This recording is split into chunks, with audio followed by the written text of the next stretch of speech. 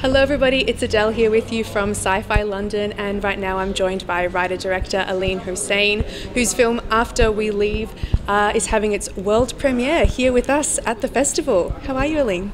I'm doing just great. I'm happy to be here and have people appreciate indie sci-fi. Yes, absolutely. So tell us a little bit about your film for those who don't know. My film is, I pitch it usually as a sort of gritty indie drama that's also a sci-fi film. It's set in the near future. Mm-hmm. It's about a guy who 6 years ago, he sort of just vanished, walked out on his wife, walked out on his life, and he's back in LA now because he has a sort of a lottery ticket to a better life, a visa to emigrate to these off-world colonies. Mm-hmm. The catch is he can't go without his wife. It's a couple's visa. And so the movie is really a meditation on whether you can change or not. Like, he's back in LA trying to find her, but is he there to find her because he's changed or just because he needs her to get off the planet? And this is the kind of movie that's got quite a mystery to it. The audience is in the dark and kind of following along with our hero character.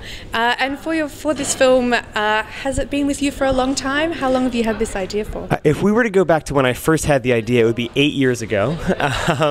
And it was shot over a very long period of time instead of nights and weekends for about, almost like 4 years.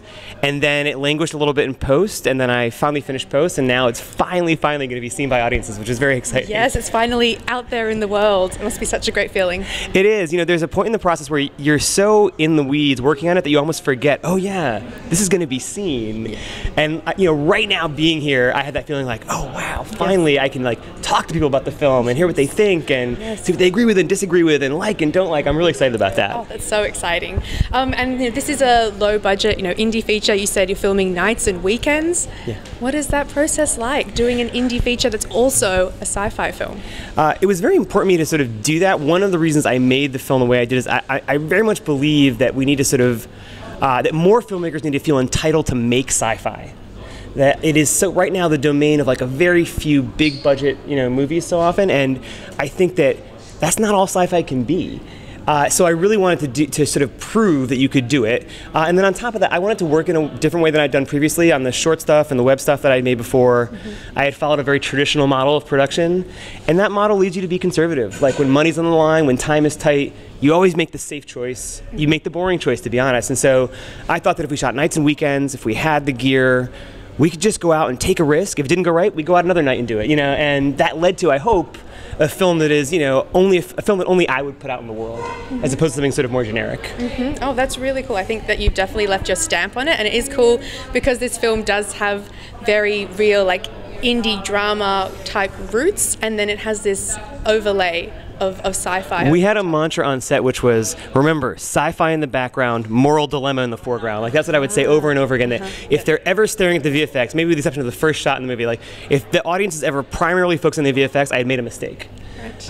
I wanted to make a movie also that acted like it was very much shot in a present, almost as if, you don't go watch a film from the 70s and see the cameraman reaction to whoa, look at those clothes. Those are just the clothes in that time period, and I wanted to do that with all the futuristic stuff. So I hope that it's never sort of obsessing over it or calling attention to it, because I almost imagined a future cameraman thinking, yeah, that's just what a phone looks like, or that's just what that city looks like. I wouldn't call attention to it. That was the kind of film I wanted to make. Mm-hmm, very cool. And now you have a bit of a background in VFX and that kind of thing. Can you talk about that? The real credit is my brother. My brother is a brilliant visual effects artist. He's worked on a ton of big movies like Star Trek II, and he, because I know him so well, I think the thing I do have a background in is understanding how to direct for visual effects, and knowing what I could do and not do in terms of what would allow me to achieve a high level of spectacle, but with sort of, on a low budget.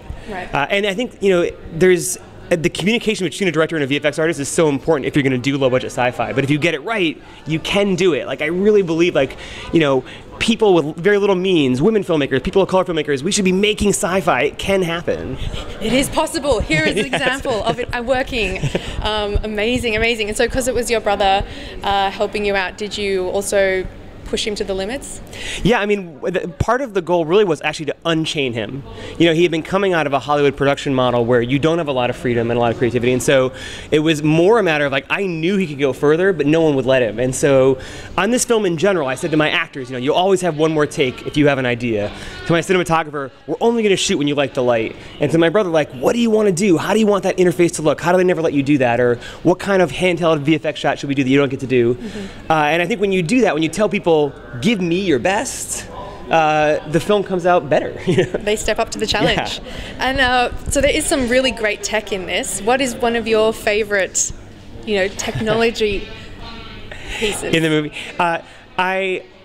I'm a very big fan of the idea that technology will become like sort of secondhand to us, and so there's a lot of phones in the film that are just implants on people's heads. Yeah, they just go around. And I like them actually because they're not a big deal, And I kind of remember like when the iPhone first came out, we were all like, whoa. But nowadays, you just see people like bored sitting at their phones. And I kind of wanted that. Like to me, one of my proudest moments is the couple of actors who they don't even think about that thing on their head. Right. And that was the mode I wanted them to be in. Right. So actually, I guess kind of pop it on my favorite thing is actually an unflashy piece of technology, but that was kind of the point of the film. Right. Yes, you're right. It's not flashy. It's not here. I'm taking out this really amazing piece of sci-fi that you've never seen before, and I'm going to wave it around for everyone to see. It's like, no, it's secondhand nature. Exactly. Excellent. What was a favorite scene of yours to put together? Or maybe how about challenging scene? Yeah. There is I wrote a scene. I broke a rule of mine, which was don't write scenes for which you don't have the location already, it's just a problem with indie cinema. It's so hard to get certain locations. Yes. I knew I could steal all sorts of outdoor locations or public locations. That was fine. Mm-hmm. We shot so many places in LA without permits.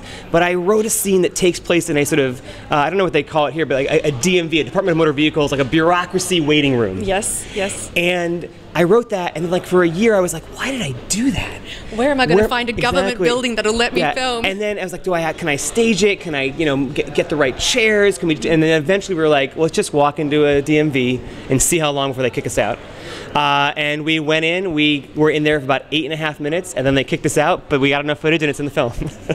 Are you serious? There you go. That's so great. I love that. I was like, the answer is just go to the DMV. Okay. Yeah. Well, why don't we take it a little bit back? Tell me a little bit about your background in filmmaking and your entry into the sci-fi genre.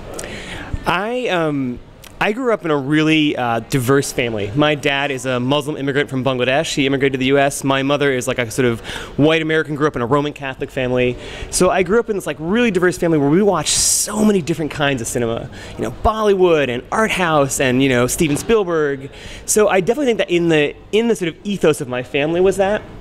But I really fell in love with film in college, and particularly with the idea that genre films can be this really important form of like social and political commentary and just be really interesting to watch like at the same time. And that's, I think, part of like if I can look back at my work and think of a through line, it's like I'm trying to figure out how can you like expand what genre can do. Mm-hmm. Excellent. I love that. Very cool. So for audiences who haven't yet seen After We Leave, what are they in store for? I hope that what you're going to see is, if you imagined if Deborah Granick's Winter Bone with Jennifer Lawrence was a sci-fi movie, that's the kind of film I'm thinking of. If an American improvised indie drama that happens to be in the future. Excellent. That's so good. All right, well, make sure you stay tuned. After We Leave, is going to be continuing through the festival circuit and beyond. So make sure you stay tuned. Where can people find more about the film? You can go to afterweleave.com to find all sorts of stuff, including my newsletter, which actually focuses on diversifying genre and sort of those sort of issues. I love that. Excellent. Thanks, Aleem, for talking with me today. Thank you, Adele.